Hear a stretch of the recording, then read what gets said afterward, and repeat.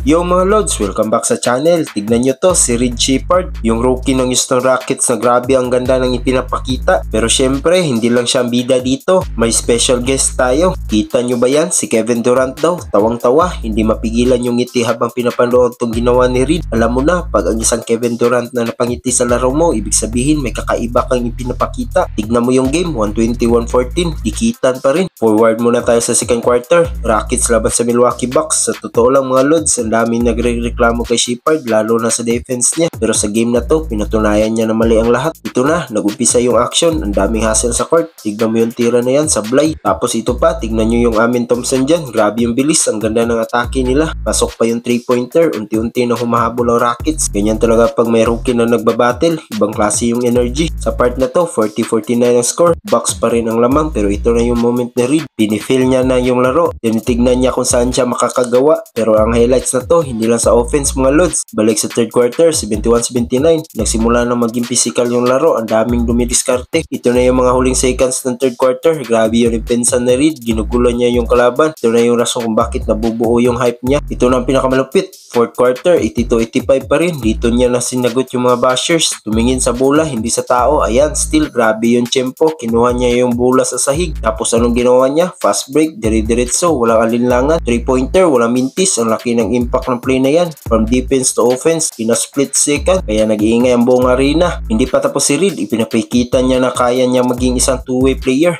Tignan niyo tong next position. Walang takot. Pumasok siya sa gitna. Nag-drive yung kalaban pero nandoon siya para manggulo. Parang pader sa loob, may steal siya. Dahil sa mga defense play na yan, tuloy-tuloy ang run ng Rockets. Pasok pa yung jump shot. Ang ganda ng footwork, ang smooth. Alam mo na, ang ganda ng tira niya. Sabi nga nila, yung scoring niya, consistent. Ito na ulit si Kevin Durant. Kita nyo ba yung facial reaction niya? Parang sinasabi, solid yung rookie. Ganyan ang gusto ko makita. Napaka-impress. Sa huli, nanalo ang Rockets at isa si Reed Sheppard sa pinakamalaking rason kung bakit. Nakita natin yung stats ni Amen Thompson dyan, 14 points. Ang galing din niya. Pero si Reed talaga yung X-factor, yung mga steals niya, yung husay niya, yun ang nagpabago sa takbo ng laro. Hindi na lang siya pure shooter. Reed Sheppard is becoming a real problem. Kaya mga lods, wag nyo nang iduda ang bata na to. Ano sa tingin nyo? Kaya niya bang maging star sa NBA? Comment na yan sa baba. Don't forget to like and subscribe. Peace out!